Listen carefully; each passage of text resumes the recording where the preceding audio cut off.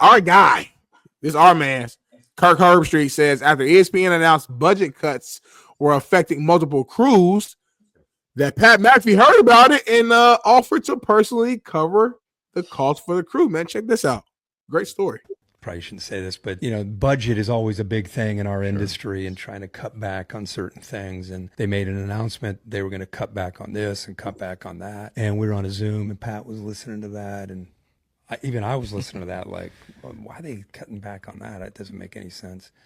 And Pat decided to say, okay, if you're going to cut back on that, I'll cover that. I'll cover that because the crew, the people around the show, they need to have that. They need to have that. So no one's even heard of something like that. Yeah. So he's like, Yeah. I'm if you guys are going to do your budget thing, I'm taking care of the crew. And everyone was like, wow. And then upper management heard that and they said, whoa. We don't need Pat to cover that. We'll take care of that and take care. So it's like, it's just a whole different set of boundaries, I think. That you have to learn and adapt as you go. Yeah. Man, great story right there, man. JB, could you see yourself doing something like that? Like, let's say we were on a big time streaming network and they were cutting costs saying they couldn't pay for me. They couldn't pay for all our behind the scenes crew and our team. Could you see yourself, dig into your pockets and just covering all of our costs? What do you think? No. Really? I've already done it my whole life. I've done it my whole life with no money. I've always fronted everybody. That's the difference. See? Oh. You all right? Spider web. So anyway, damn. Lupe! You better get your ass out, clean this motherfucker. Who? I'm fucking keeping you away from ice. You better clean this house.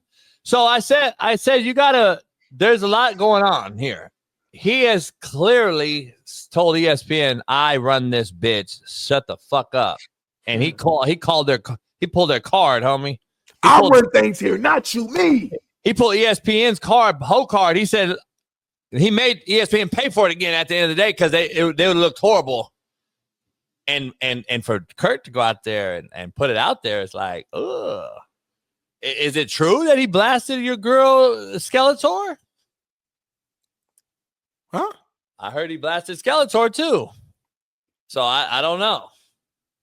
Oh, I'm sorry. I call this person Skeletor. I have a personal beef with her on ESPN, but I call her Skeletor. Her name's Elle Duncan.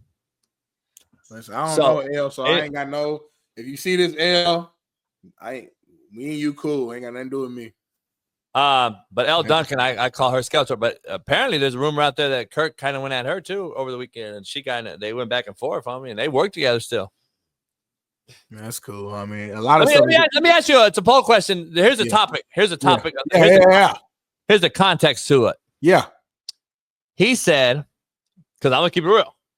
He said that I don't like folks at our network or any network using their platform to be pro anything and not give a neutral response or an analytical response to certain things. So what he was saying is that Elle Duncan is pro certain teams and she roots for them publicly on the stage as an anchor. Like, go Ball State, you guys better win. Like, she's literally pushing that particular school or program or team in the NFL or NBA or whatever. Always, it's her team, it's her maybe alma mater, whatever it may be. And he said that. So she came out and was like, I'm always 100% going to give you a take, but that's my team, or whatever. You got a problem with somebody being that pro at a major network like that? Like, I don't know. I don't know if you guys do it at the show, but like, yeah, no, I mean, I understand what he's saying. Paul like super KU or super, Celtics. I don't know. Yeah. I haven't. I mean, I understand what he's saying. Like, he's saying like when people watch us, you want to make sure we hold all our credibility, right? So you want to come from a neutral standpoint. But no, I mean, I disagree only because for years I've seen this in different ways, whether it's a team or as a player or we all know Skip is a diehard Cowboys fan. We know that Stephen A is pro New York Knicks. We know that shoot, Whitlock, when he was at Speak, he was definitely shouting out Ball State for years. We know, like, you know, Jordan, we got people who fans of LeBron. You know what I'm saying? Like, this has been going on for years where analysts shows their favoritism towards teams, players, etc. So it's, you know, I don't mind him having his own opinion on it, but she's not like new to this. This is something that's been going on for years. But he's pro Ohio State, right? Is he? I mean, went there, he's a legend. I don't know. No, I'm just saying, like, from my take standpoint, I don't know. I don't know about his takes on live TV, but I'm saying I think he was like, you know, fucking crying and shit. Like ESPN.